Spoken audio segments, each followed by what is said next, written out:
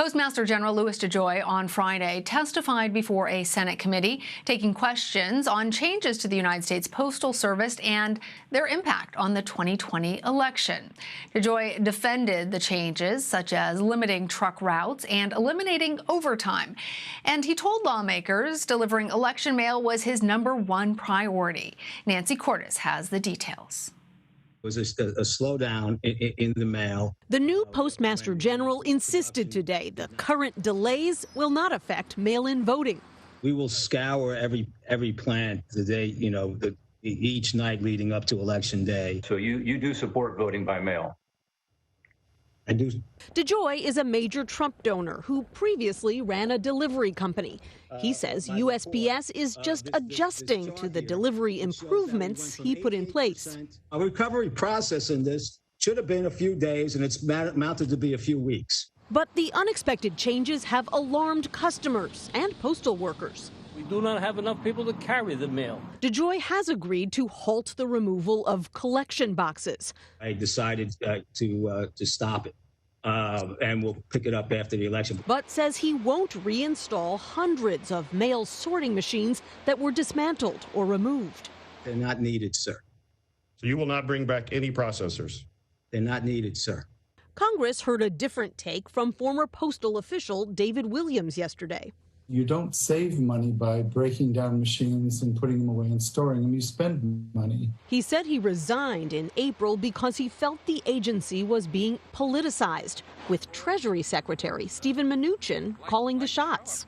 The transfer of our duties and decision-making authority to him was illegal. President Trump has railed against mail-in voting and is now vowing to deploy police at the polls. We're going to have sheriffs and we're going to have law enforcement. And Nancy Cordes joins me now from Capitol Hill. Nancy, great to see you. So DeJoy said that he has no plans to restore mailboxes or high-speed sorting machines that have already been removed in several states. Is there any chance that he will reverse course on this? And if he doesn't, what impact might that have on ballots being successfully delivered regarding the November election? It doesn't sound like he'll change course unless he's forced to. The House is going to try to force him. They're coming back for a special session on Saturday. They'll be passing a bill that would require him to roll back all the changes that he has made this summer. But there's no sign at this point that the Senate will take up that bill as well. It's interesting. He insists that the changes that he has made, removing these sorting machines, will not, in the long run, impact productivity. He says that the machines had to be moved out to make way for more package sorting machines because package delivery is up, mail delivery is down. People aren't sending as much mail during the pandemic. But when he was asked by Democrats on this Senate committee to show them the evidence, show them the data that he used to make his decision, he wouldn't commit to handing that data over. He was asked if he could give it to them by this weekend. He point blank said no.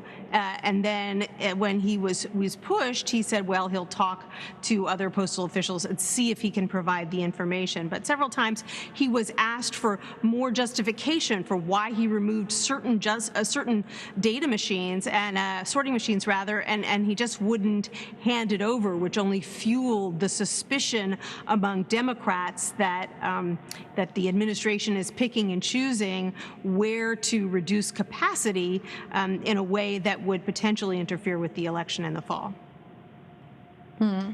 Well, the Postmaster General also said that delivering election mail securely was his #1 priority between now and Election Day. Nancy, did he offer any concrete plans or even details about how he plans to achieve that? Sure. He said he's very committed to making sure that election mail is processed as quickly as possible. He said it'll be processed like first-class mail. In some cases, it'll even be given priority over first-class mail. He claimed that postal workers will be scouring all of the facilities every night to make sure that mail-in ballots are being processed, that nothing gets left behind. He did recommend that people vote early. Don't wait till the last minute if you want to make sure that your mail-in ballot is counted. But he repeatedly insisted that he himself has voted by mail, that he believes in voting by mail, and that he would never do anything to interfere with an election. That's a really interesting point, Nancy, because DeJoy really did at points distance himself from President Trump, who appointed him, he was also a big donor to President Trump's campaign. And as you know, and our viewers know, the president has complained about mail-in voting and made false claims about voter fraud. So what did the Postmaster General say, and how significant is it really that he made this break from the president?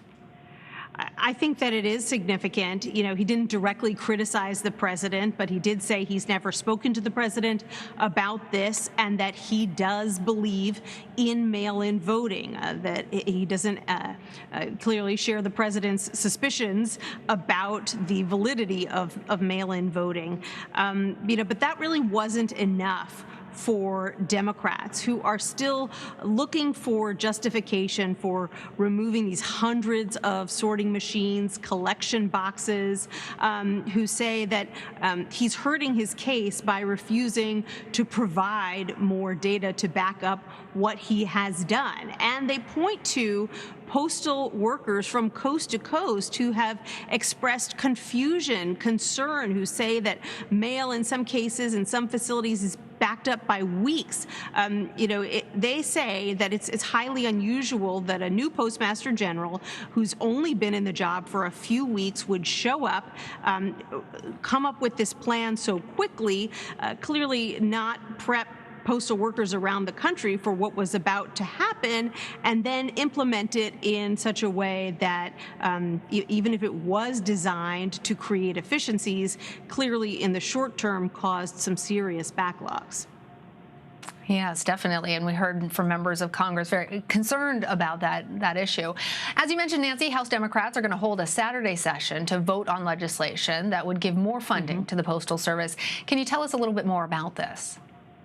Sure. Their bill includes $25 billion for the Postal Service in the short term, basically to deal with costs that have been incurred due to coronavirus, keep the Postal Service afloat. This is the amount of money that was requested by the Postal Service Board of Governors earlier this year, so they didn't pull the number out of thin air.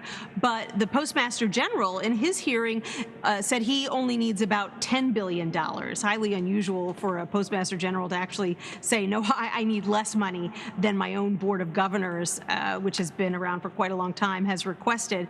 So he's going with $10 billion. The administration has gone with $10 billion. The Senate Republican leader Mitch McConnell is pushing $10 billion. Democrats want 25. So they're going to pass this bill over the weekend that will include $25 billion for the Postal Service. We'll see if any House Republicans get on board. But then the question is really, will the Senate come back to deal with that? They're supposed to be out until mid-September on recess.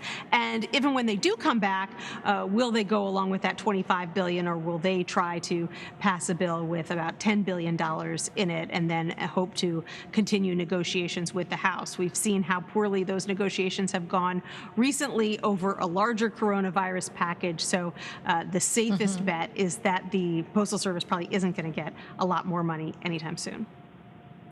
I think if I'm a betting woman, I'd bet on you. Nancy Cordes, thank you. You're welcome.